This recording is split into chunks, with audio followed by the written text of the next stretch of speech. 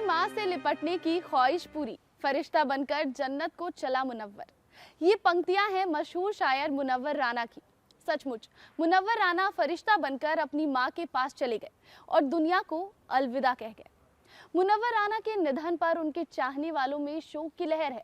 लोग अपने ट्वीट के जरिए, सोशल मीडिया पोस्ट के जरिए उन्हें श्रद्धांजलि अर्पित कर रहे हैं। तो चलिए आपको मुनव्वर राना की जिंदगी के सफर से रूबरू कराते हैं और सुनाते हैं राना के ट्रांसपोर्ट के बिजनेस से शायर बनने तक की पूरी कहानी। नमस्कार, TV9 दिल्ली NCR देख रहे हैं आप और आपके साथ मैं हूं प्रतिज्ञा कश्यप। मशहूर शायर मुनव्वर राना का बीती रात लखनऊ के SGPGI में दिल का दौरा पड़ने से निधन हो गया। राना के निधन के बाद पूरे देश में शोक की लहर है। हालांकि राना बीमारी के कारण बीते 15 दिन से अस्पताल में भर्ती थे और राना 71 साल के थे। उनकी मां पर लिखी कई रचनाएं बहुत ही ज्यादा मशहूर हैं, लेकिन राना के शायर बनने की कहानी बेहद अनोखी है।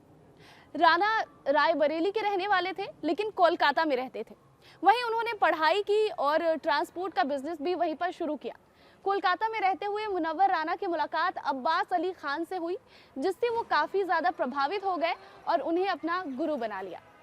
शेर व शायरी की दुनिया में कदम रखने से पहले मुनव्वर राना का नाम सैयद मुनव्वर अली था। फिर वो लखनऊ चले गए, जहां उनकी मुलाकात उस्ताद वाली आसी से हुई और बस फिर उन्हीं की शागिर्दी में मुनव्वर राना शायर बन गए। उन्होंने पहली बार लखनऊ के मुशायरे में अपनी गजलें पढ़ी। मुनव्वर राना की कविताएं हिंदी और बंगाली दोनों भाषा में प्रकाशित हुई। उनकी कविता में गजल की झलक देखने को मिलती है। कविता करने के साथ साथ उन्होंने खुद के चरित्र पर एक किताब भी लिखी है। राना अपनी शायरी में हिंदी और उर्दू दोनों भाषा का इस्तेमाल करते थे। मुनव्वर राना कहते थे, मामूली एक कलम से कहाँ तक घसीट लाए, हम इस गजल को कोठे से माँ तक घसीट लाए। राना ने अपनी शायरी में माँ के विराट स्वरूप को एक मखमली एहसास दिए।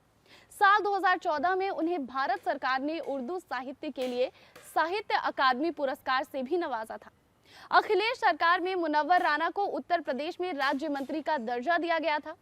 मुनव्वर अपनी शायरियों के लिए जितने फेमस थे, उतने ही अपने विवादित बयानों के कारण भी वो जाने जाते थे।